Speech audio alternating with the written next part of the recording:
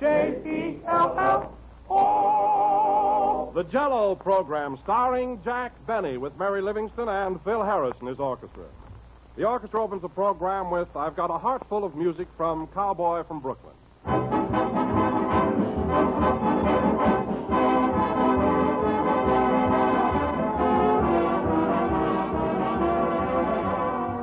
When your mother sat down to the dinner table back in the early 1900s, she was probably dressed in a stiff starched shirtwaist and a skirt with 100 tucks. But when she brought on the dessert course, more than likely it was the same dessert that you and your family enjoy so much today, Jell-O.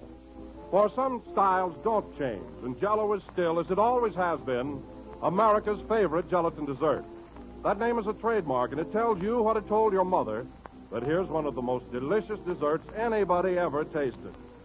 But you must be sure to ask for genuine Jell-O when you buy. For that name is your guarantee that here's the real thing, the one and only Jell-O. If you hear any other gelatin dessert called Jell-O, you'll know that is incorrect, for the name is the property of General Foods. So if you want to enjoy Jell-O's extra-rich fruit flavor, Jell-O's fresh, tempting goodness and gay, glowing colors, don't accept any substitutes for Jell-O.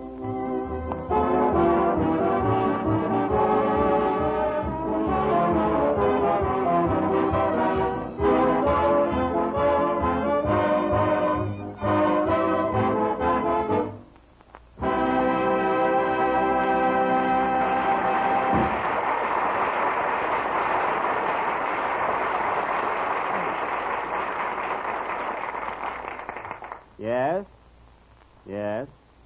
What's that? Now, look, Mr. Hornblow, I know you're the producer of the picture, but I'm the star. And after all, I have some rights. All right, I'm stubborn, but I will not do that scene where I'm hanging out of a window upside down by my heels. Imagine me hanging out of a window. I'm supposed to be a lover, not Monday's wash.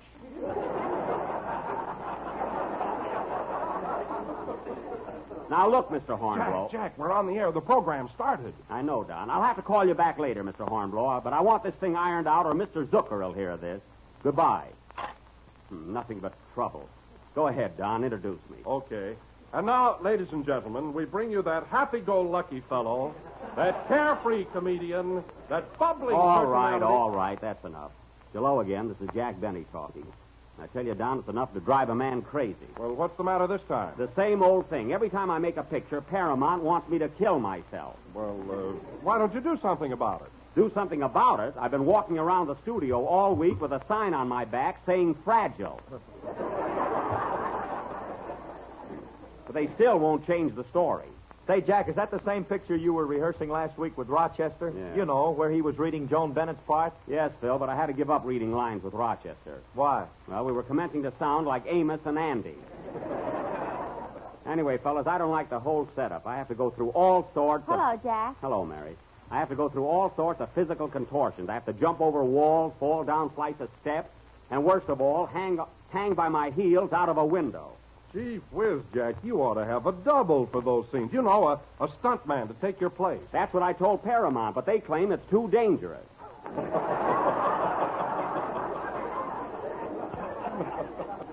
I rehearsed that scene yesterday with Joan Bennett. You were there, Mary. I'll say. Now get this, Don, for a silly idea. Joan Bennett is passing by on the street, and I want to propose to her. So Paramount has me hanging out of a window upside down to do it. Fine picture.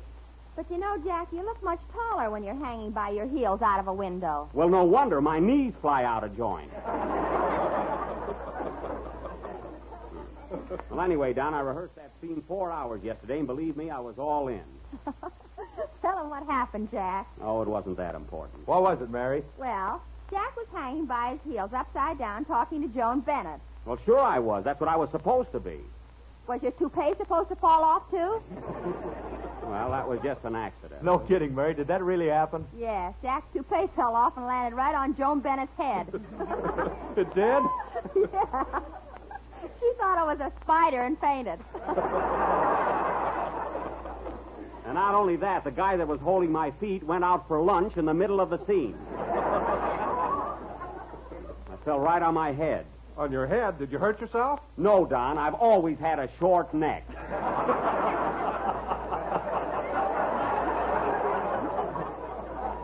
I hurt myself? And Mitch Lyson, the director, he was a big help. He just stood there laughing at me. Oh, Mitch Lyson. Yeah. Say, he's a swell director, isn't he, Jack? Yes, but he's so temperamental. See, I made one little mistake at rehearsal the other day, and he bit me. I tell you, fellas, someday I'm going to make a real picture and handle the whole thing myself. I'll be the star, the writer, the director, and the producer. You'll be the audience, too. I don't know about that. My picture will do business if only my relatives go to see it. You ain't kidding. Well, anyway, I'm not going to worry about it anymore. They'll have to rewrite the story or else. Answer the phone, Mary. Okay. Hello? Who? Yes, he's right here. It's for you, Jack. It's Mr. Zipper of Paramount. That's Mr. Zucker. Gee, I wonder what... Hello? Hello, Mr. Zucker. Yes. Yeah, but look, Mr. Zucker, all I said was I will not play that scene. Absolutely not. But I do want to make pictures. Gee, I even went on a diet. If you don't shut up, you'll stay on it. Quiet. Now, look, Mr. Zucker, I'm the star of this picture, and I certainly have a right to discuss it.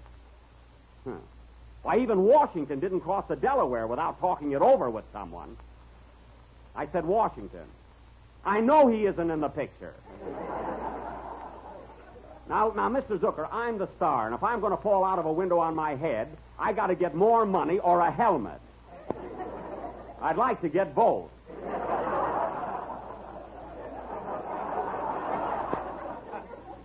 Well, how about my having lunch with you tomorrow, and we'll talk about it?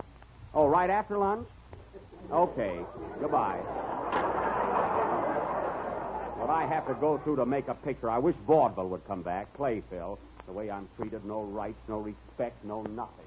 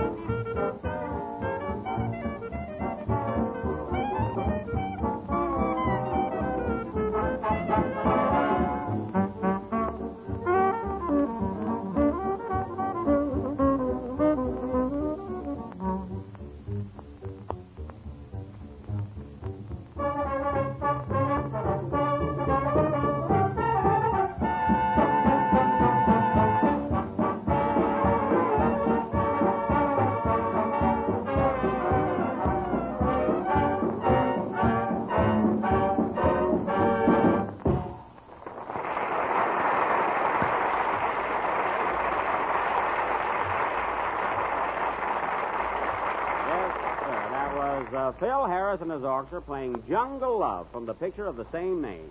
And, Phil, that was very realistic. I don't know, I could just smell the jungle. You could? Yes, I could smell the music, too. I didn't mind the music, but how can you smell a jungle? The monkeys are wearing Christmas night. Well, that's about the corniest routine we've done in a long time. Yeah, to top it off, here comes Kenny. No, I'm cooked. Hello, Kenny. Hello, Jack. How am I doing? How you doing? You just got here. But you're looking good, Kenny. You got a sunburn and everything. Where have you been? Oh, I've been to Lake Arrowhead for Decoration Day. I just got back. Oh. I took my girl and her mother. Gee, I had a swell time. You had a lot of fun, eh? Yeah, her mother lost her glasses.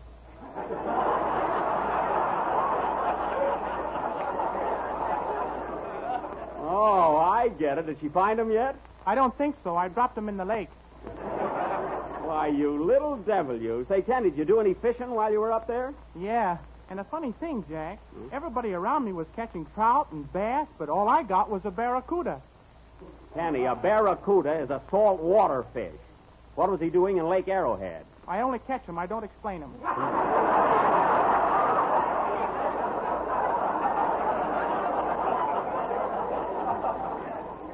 Some fisherman. You couldn't catch a herring in a delicatessen if you used schlepperman for bait. Oh, I could, too. Say, Jack, did you go anyplace over the holiday? No, I had to stay here and worry about my picture. I wish I had it easy like you fellas. Nothing to think about but have a good time. Well, if you'd relax a little more, you'd be better off. Oh. Every time you make a picture, you try to run the whole work. Well, Mary, I have to protect myself. After all, I'm the star. Star, that's all I've heard. Well, You're no more star than a $3 sapphire. that's so. Well, let me ask you something. When my picture comes out, what do you see on the marquee in front of the theater? Jack Benny and free dishes. Well, if you can see me and pick up a soup tureen for the same price, I suppose that's bad. Anyway. Yeah. Don laughed at that. Anyway, I'm the star. So let's forget artists and models and get on with Tom Sawyer. And now, ladies and gentlemen, if you will overlook our silly arguments, we will present the third and final episode in the Adventures of Tom Sawyer. Now, as you may remember, our play last week ended with... Oh, darn it. See who that is, Mary. Okay. Hello? Who? Yes, he's here. Who is it this time? It's Mr. Winkler. He says he's Joan Bennett's manager. Oh, I wonder what he wants. Hello? Yes, this is Jack Benny. What? Well, yes, Mr. Winkler, but I didn't mean that I was the only star in the picture. I know Miss Bennett is, too. What? Now, wait a minute. You've got the wrong slant on this, and I'm not a termite. I don't care how I photograph. But, Mr. Winkler, but... Shut up, Jack. You sound like a motorboat. Well, all right, I apologize. Goodbye. The client trying to call me up and argue about billing. And now, folks, getting back to our dramatic offering, I will be the star of Tom Sawyer. There'll be no arguments about that. And Phil Harris will be... Well, say, Jack, I don't mean to keep harping on your picture, but are you really going to make them change the story? Yes, I am, Don. Why? Well, I was just wondering, isn't there some place in the script where you can talk about Jell-O? Well, I don't know, Don. I would if I could find the proper place for it. If you... Well, I just thought that while you're proposing to Joan Bennett, you could say something like this. I love you, Joan, because you're beautiful. And I love Jell-O because it has 6 delicious flavors. Well, Don, I could, but that doesn't seem to be quite the right spot for it. Well, then, Jack, take that scene where you're hanging out of the window upside down. Well, what about it? Well, couldn't you just have a couple of boxes of Jell-O fall out of your pocket? Look, Don, that scene is not going to be in the picture. That's what I've been fighting about. I'm not going to hang out of a window. Is that what they want you to do, Jack? Yes, and I'm not a chimpanzee. That I know. Does Paramount know?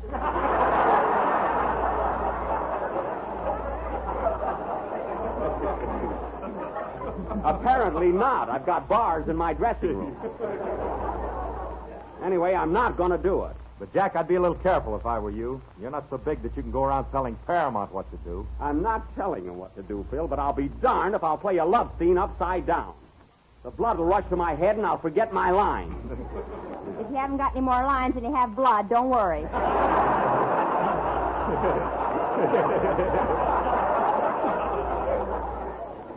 Well, anyway, that scene is out, so for heaven's sake, let's get back to our own play.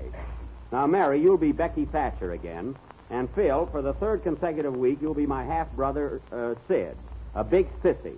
Gee, I wish that part would last one more week. Why? I'm making a doily, and it's nearly finished. Well, you'll have to finish it on your own time.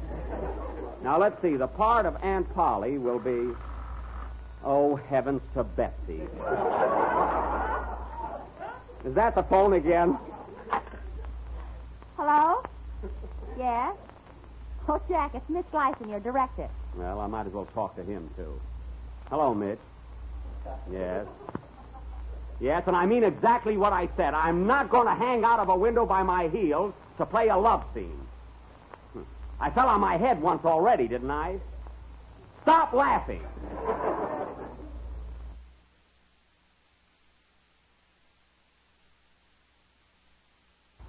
Stop laughing. What? I don't care if I do get the Academy Award. I still want a round head. All right, tell Mr. Hornblow, see if I care. Goodbye. Well, if this isn't getting to be a joke or something, I tell you I'm going nuts. Oh, Jack, let's do our play Tom Sawyer and forget all about it. All right, but I'm in a fine mess. I've aged 10 years tonight, and I'm supposed to play a 9-year-old kid. Oh, well, sing your song, Teddy. Maybe that'll soothe me a bit and quiet my nerves. Okay, Jack. What's it going to be? I'm going to sing Let's Sail to Dreamland. Now dedicated to the United States Navy. I'd like to hit him with the SS Pennsylvania.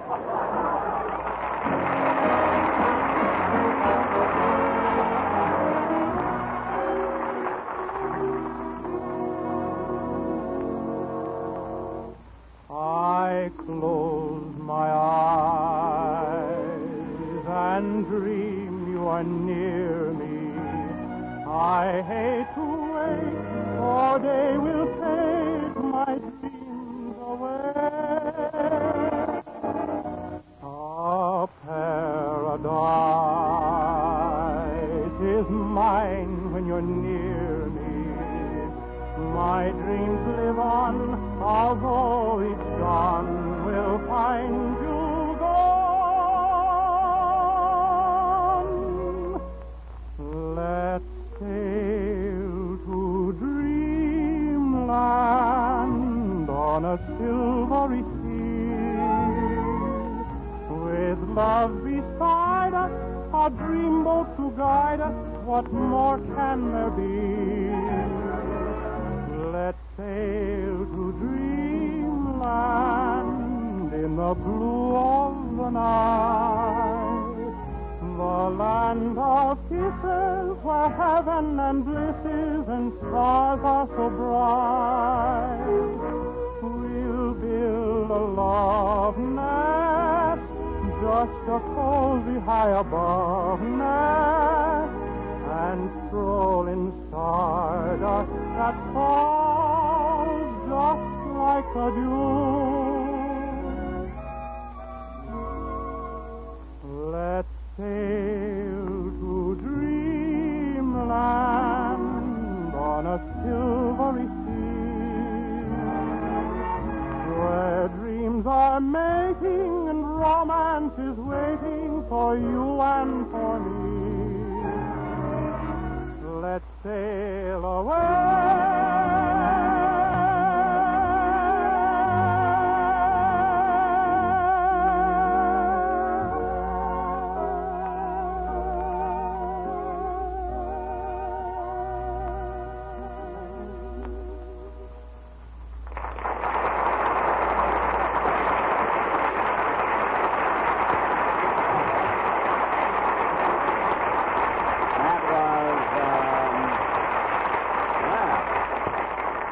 Let's Sail to Dreamland, sung by Kenny Baker. And now for our play, The Adventures of Tom Sawyer. As you may remember, in our last episode, Mrs. Newton, the school principal, had promised the children a picnic at the old Indian cave. And this is the big day. The scene is the home of Aunt Polly, where we find her getting Tom and Sidney ready for the picnic. Curtain may use it.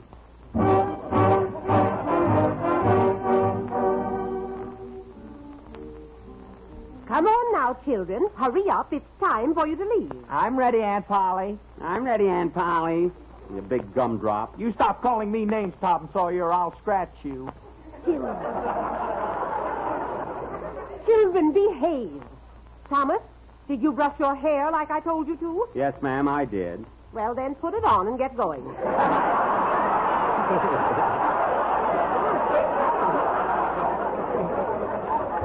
Now, I want you to be good little boys when you get to the picnic. Is your basket all packed, Sidney? Yes, Aunt Polly. I got my sandwiches, my milk, and a book to read. It's so thrilling. A book? What's the name of it? The Campfire Girls at the Cotton Club. That sounds mighty interesting.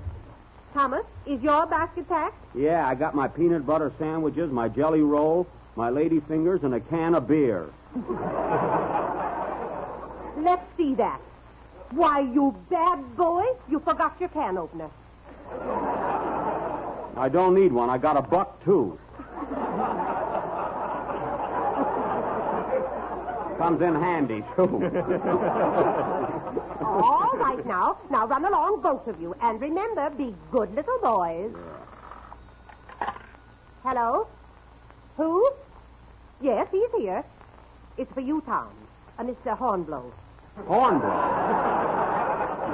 Give me that phone, Aunt Polly. Hello, Mr. Hornblow. What? Now, wait a minute. I don't care what Mr. Lyson says. I'm not going to hang out of a window by my heel. Have you been in mischief, Thomas? Quiet, Aunt Polly.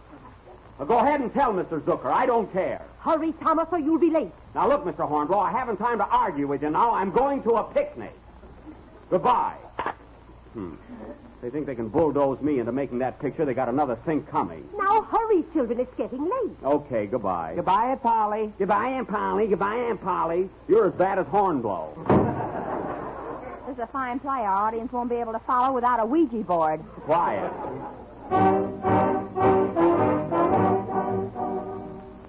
So Tom and Sidney go on their way, and a little while later we find them at the picnic grounds by the old Indian cave. The picnic is in full swing. Hey, Skinny, let go of my curl. Tag, you're in. Children! Not so noisy, and stop slugging each other. That's it. Aren't we having the nicest time? I'm having a lovely time, Mrs. Newton. Gee, this food is good. Hey, look at Puddinhead Wilson. He's got a 10-decker sandwich. Hey, Sidney. What? I'll trade you a big piece of custard pie for your ham sandwich. Okay, here's your sandwich. Thanks, and here's your custard pie.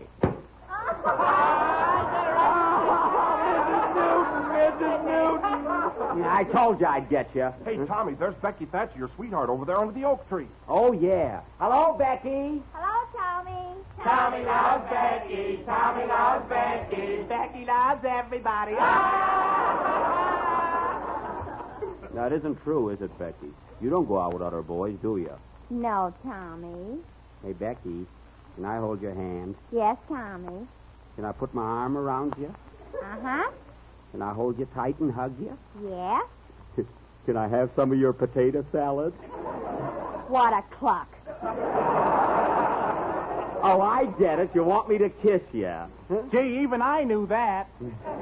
Here you are, Becky. Wow, how was that? I should have given you the potato salad.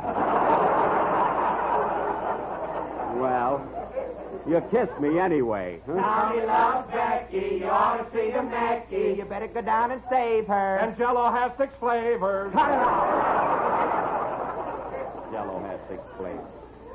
Say, Becky, I got a swell idea. Let you and I go over in the big cave. Huh? No, I'd be scared. They say the place is full of goblins and ghosts and all kinds of creepy spooks. Ah, who's afraid? Come on, let's go. Hey, where you going? We're going in the cave. You want to come along, Skinny? Sure.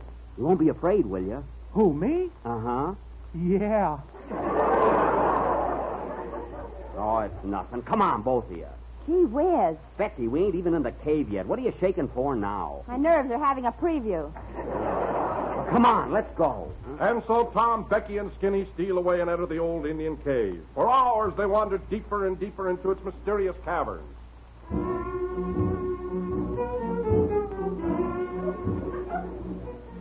And now we pick them up. They're trying to find their way out, but they are lost.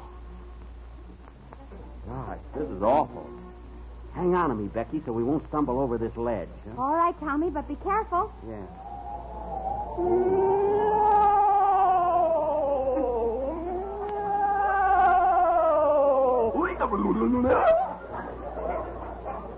Oh, boy, this is spooky.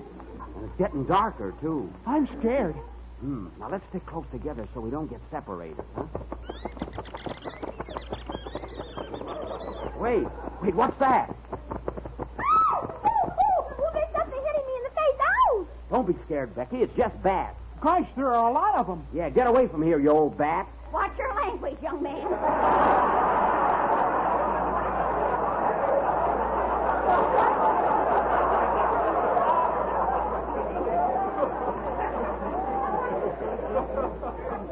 Gee, they talk, too. Hey, Tommy, listen. There's somebody coming towards you. Where? Oh, yeah. Maybe he can tell us how to get out of here. I'll find out who he is. Hey, mister, are you a caveman? No, I'm an Eskimo.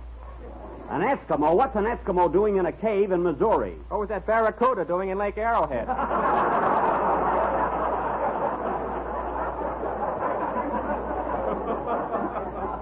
I don't know. Say, mister, how do you... He's gone. Go on, say, we got to get out of here. What'll we do, Tommy? Let's crawl on our hands and knees through the tunnel. It may lead somewhere. Come on, follow me. Gee, that's scary. What's that noise? Just my bubble gum. Now, don't chew so loud. Look, Tommy, we're coming in a great big cavern. Yeah, gee, look at the size of this place. Oh, boy. Oh, boy. Hey, there's an echo in here. Listen. Hello there. Hello there. Gee, there's an echo, all right. Gee, that's an echo, all right. Can you hear me? Yes, can you hear me?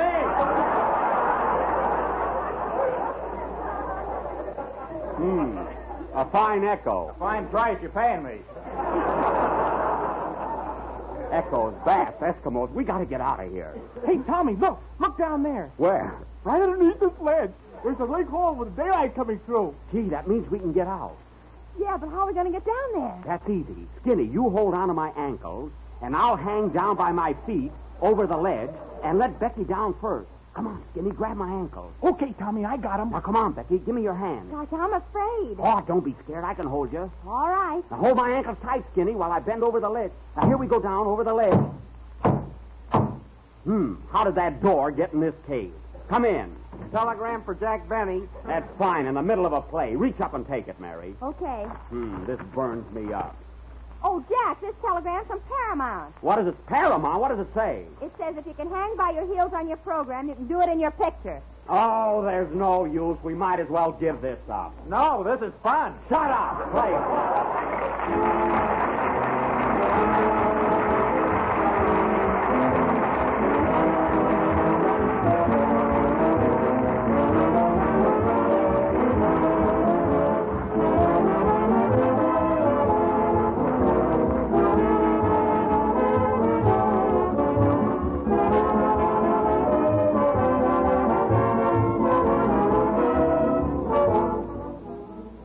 Here's a swell idea for tomorrow night's dessert.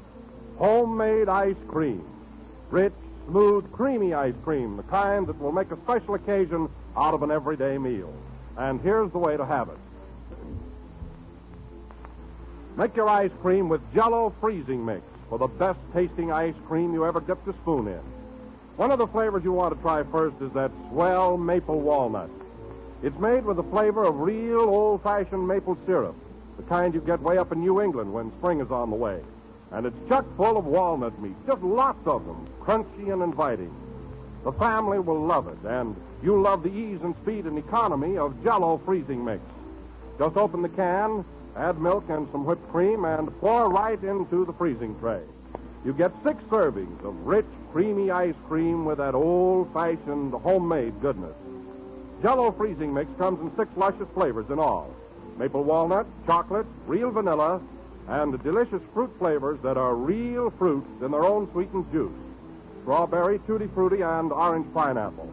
You'll find the Jell-O freezing mix is the perfect answer to hot weather desserts. So ask your grocer tomorrow for Jell-O freezing mix.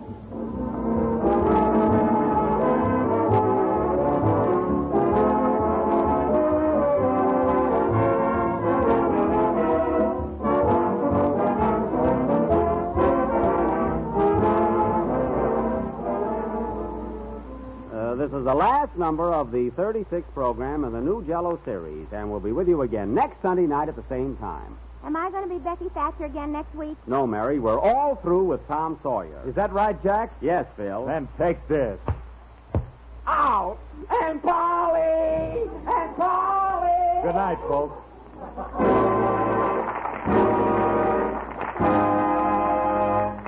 J-E-L-L-O!